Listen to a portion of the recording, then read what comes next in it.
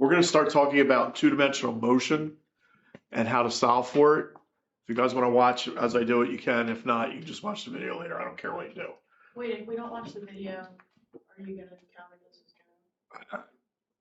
You're going to hear what I say, so. Like right now, this is counts watching? Sure.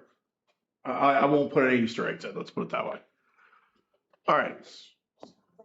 So when we talk about two-dimensional motion, we're talking about something that is either thrown, launched, whatever. And it's moving across both planes. It's moving both horizontally and vertically. So if it's something that's launched, like we look at this, we know that this is the midpoint, right? 45 degrees. This is about 30. And this is going to be about 15. And then going the other way, 60. And then 75 and 90. So if we wanted something irregardless of, or not taking into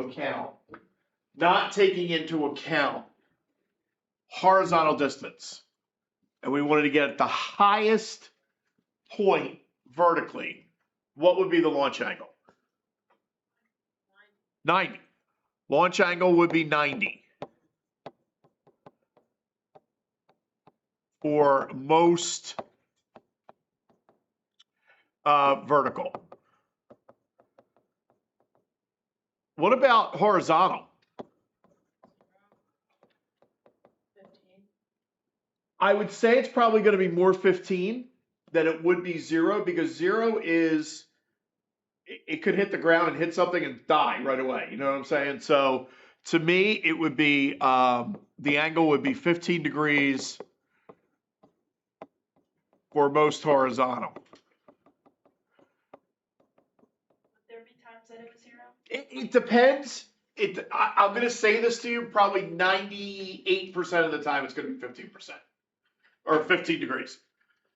So you're looking at this. So you know that this is vertical. This one's probably going to be horizontal. What is to get the most out of vertical and the most out of horizontal? What do you think the most optimum launch angle would be? 45. Split it right in the middle. 45 is going to be the most optimum for horizontal and vertical. Okay. 75 could be if you need more vertical than horizontal. A little more horizontal would be 60. You'd be working it down, and this would be less vertical, more horizontal, less, obviously, way more horizontal than vertical going that way. All right, so just so we keep that in mind as we go forward. So in terms of doing two-dimensional, you're doing it the same way you did one-dimensional, except you're doing it twice. You're doing it for the x values, and you're doing it for the y values. All right? So when we talk about this, looking at number one, in a physics experiment, you're rolling a golf ball off of a table. If the tabletop is 14.59 meters above the floor and the golf ball hits the floor 6.72 meters horizontally from the table, what was the initial velocity of the golf ball? Draw the diagram and complete the XY chart. Okay, so a couple things. One, let's draw the table.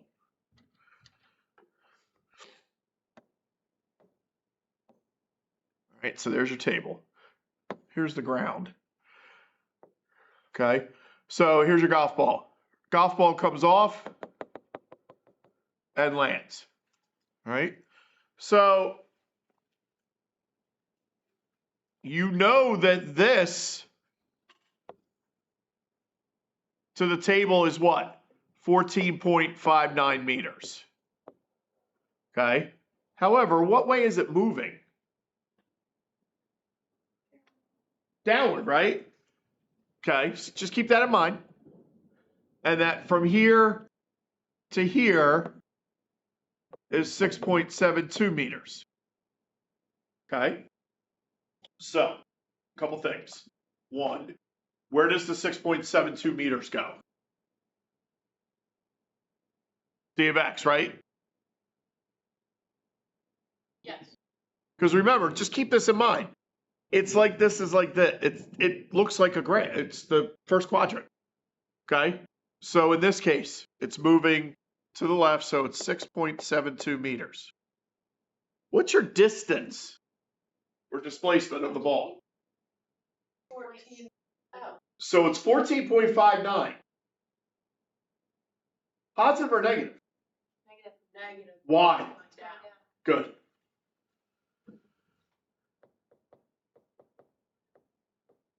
Okay. So we have this, and we have this. Is there anything else that you can tell? Which side? What do you mean? X values or Y values? Why?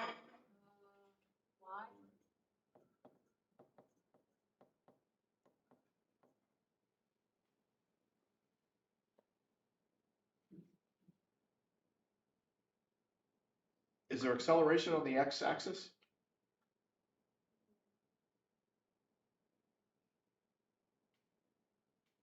No, there is not. So you can do what?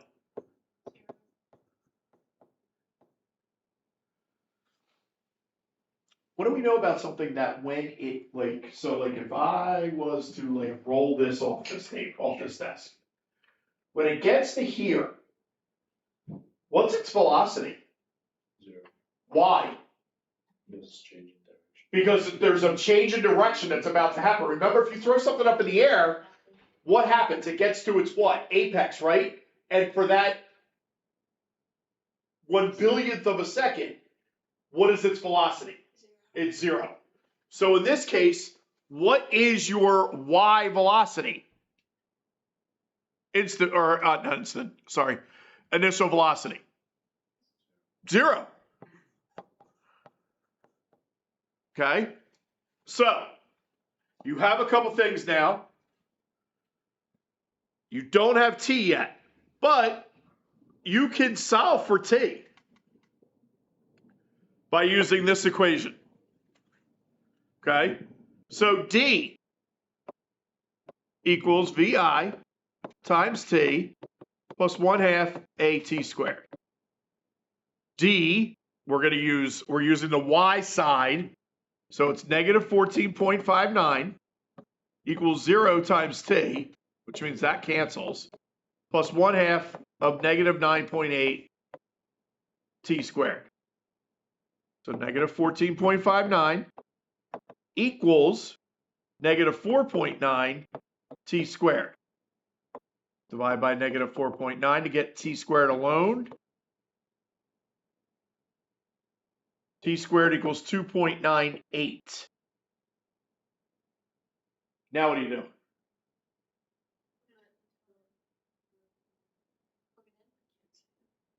What do you do? Get the root. No. What? Oh. Say it again, Jade. Get the root. Yeah, take the root of it. Okay. It's like 1.3. 2.98. The root of 2.98, I think, is 1.3.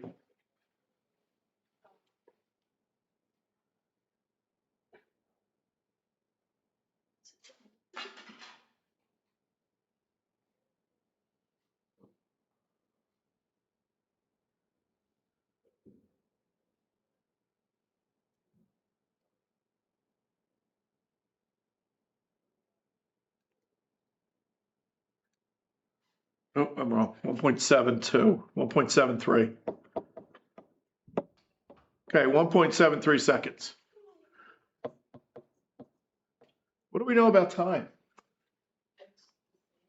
Why? It is.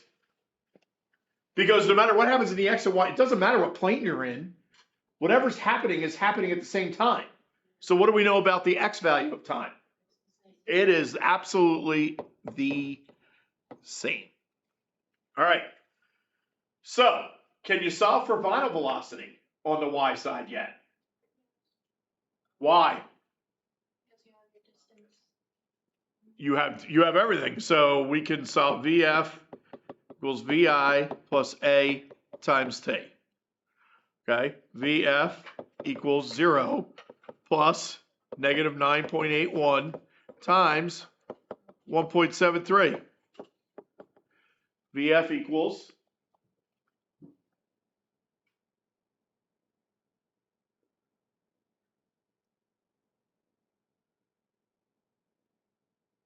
16.97 meters per second, and it should be negative. Why?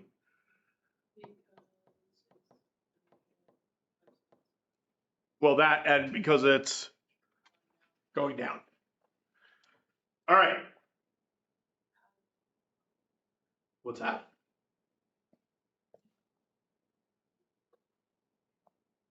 Which one do you find first? Does it matter? There's only one that you can find right now. Wait, you can find the final?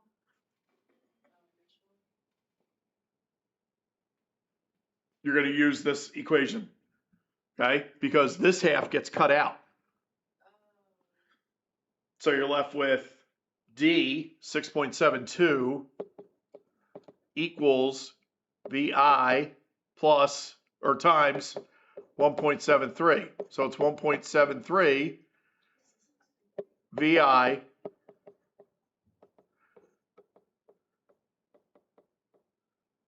so VI equals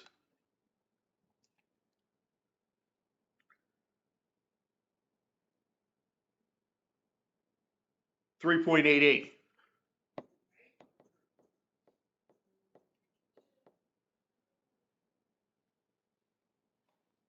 So how are we going to find the final velocity?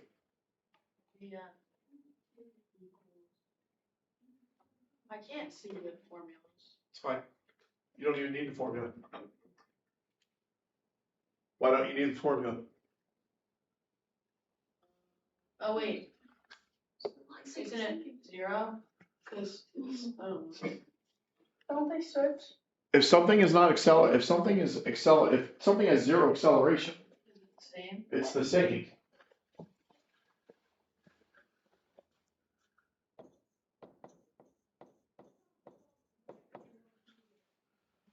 So once it falls off the table, it's still going to, the final velocity of it, as it's moving across, it's going to be the same as it was in the beginning.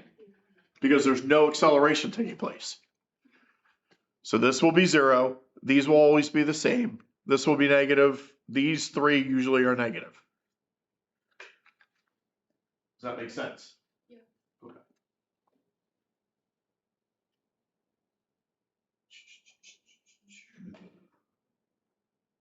All right.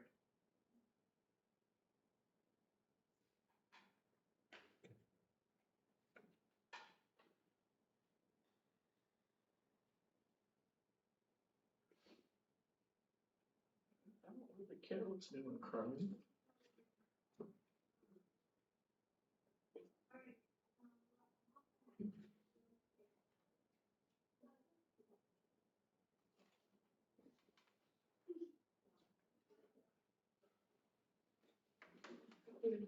All right. So that's how to do that.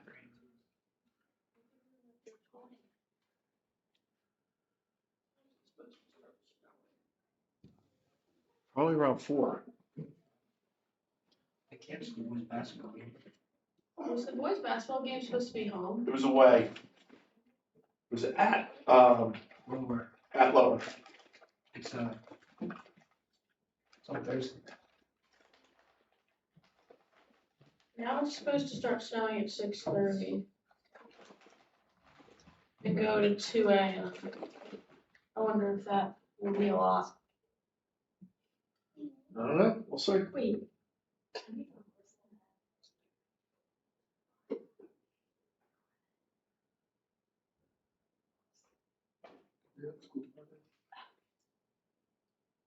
Yes, we have school Friday.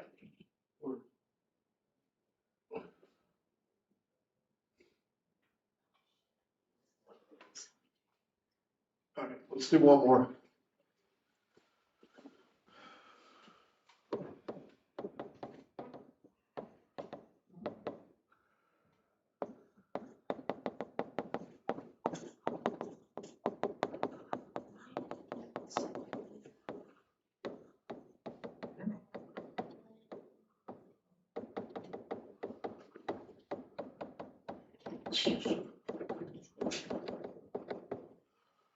Frisbee.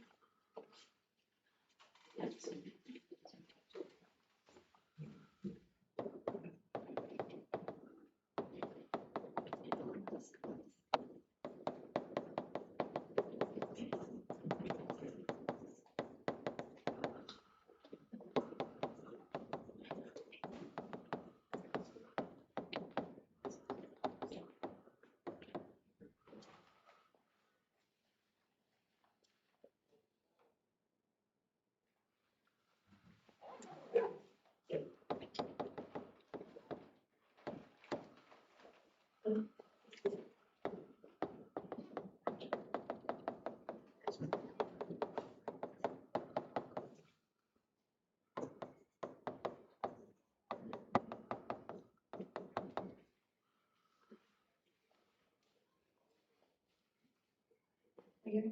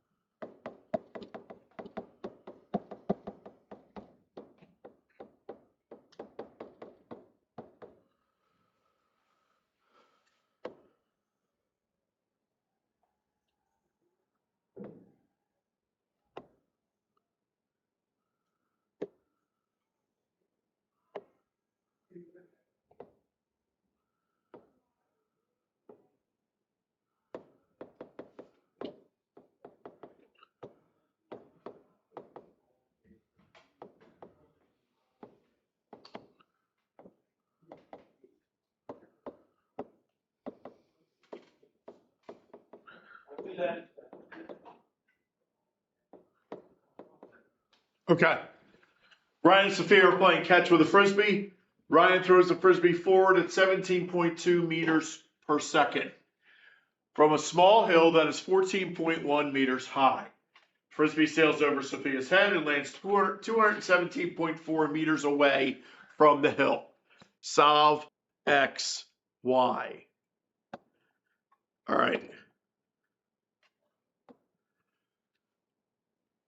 What is this value?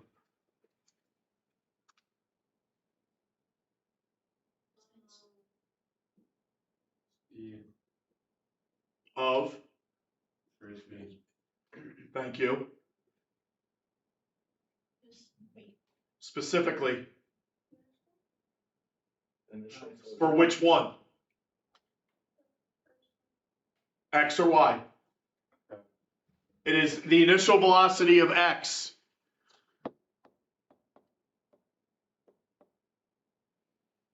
What is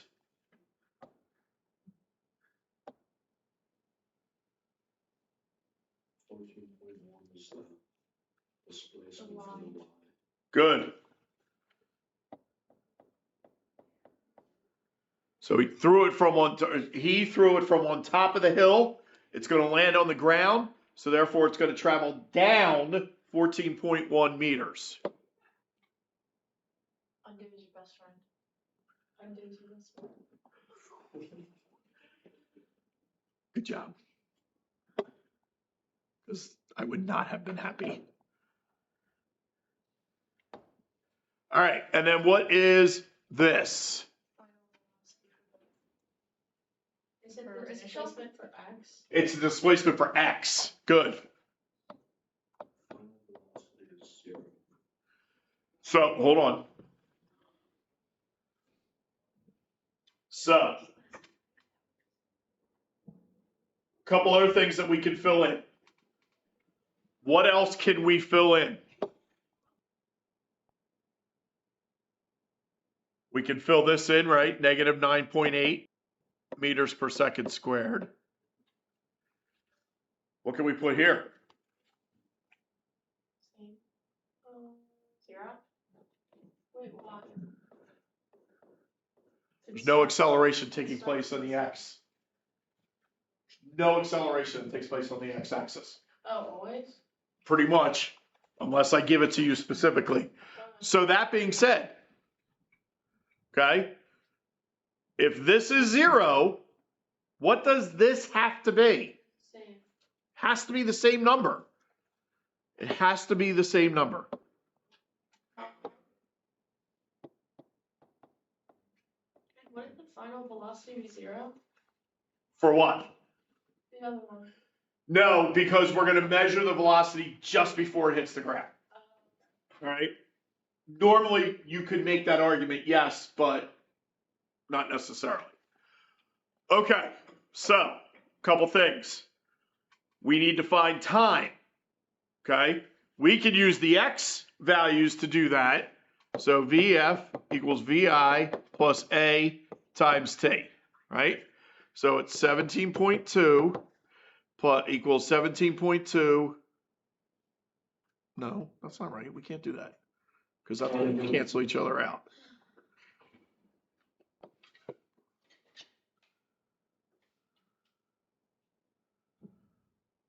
And now, of course, off the top of my head, I can't think of any of the 1/2 AT squared. D equals VI. No, I can't use that either because you got to have time by itself. Oh, but you can. Never mind. Sorry. VIT plus 1/2 of AT squared. D is 217.4 meters equals 17.2 times T plus 1/2 of 0, so that cancels. So you're left with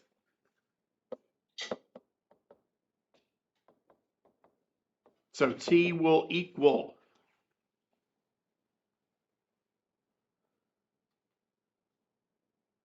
217.4 divided by 17.2, which is 12.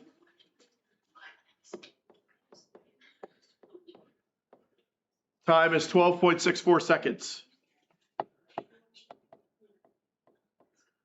What do we know about time? Stays the same. Right, no matter what happens in one plane, happens in the other plane at the same time. So it's 12.64 seconds. All right, so we can use the same equation again. Now we can use the y values. D equals VI times T plus 1/2 AT squared. D is negative 14.1 equals VI times 12.64 plus a negative 4.9 times 12.64 squared.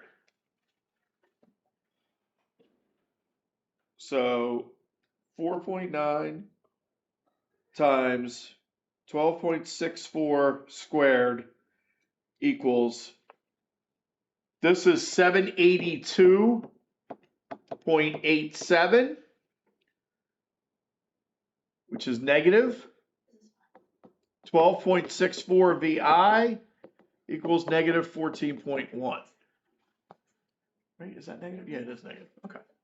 All right, so what we're going to do, we're going to add 782 to both sides.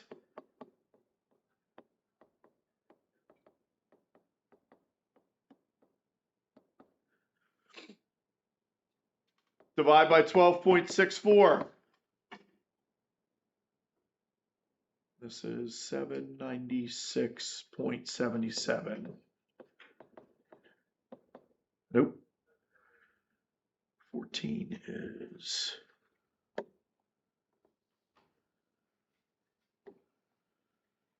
72.68, 68.57, 768.57. Divided by 12.64. Your VI on the y-axis is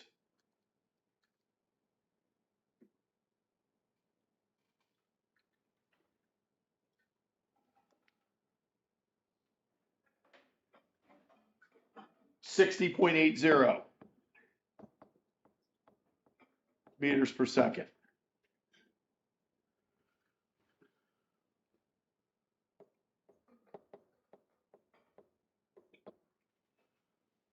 So that's your initial velocity for y. Vf equals vi plus a times t, right? Vf equals 60.80 plus a negative 9.8 times 12.64.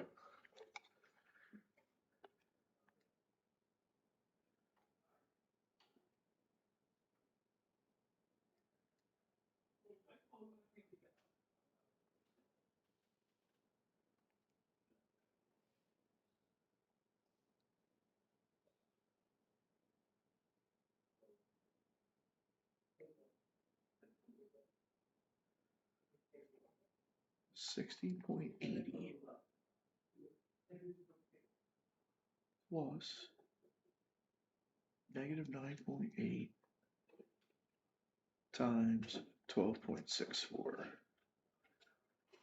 All right, negative, so your VI here, or your VF, sorry, VF here is a negative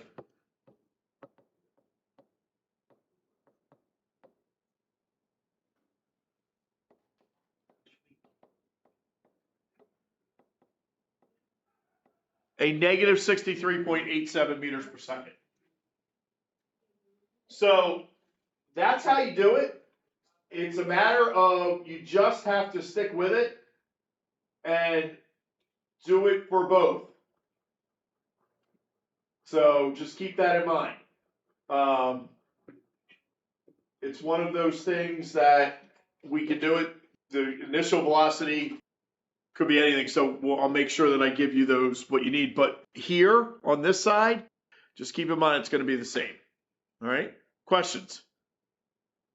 Good? Okay. All right. We'll do more tomorrow.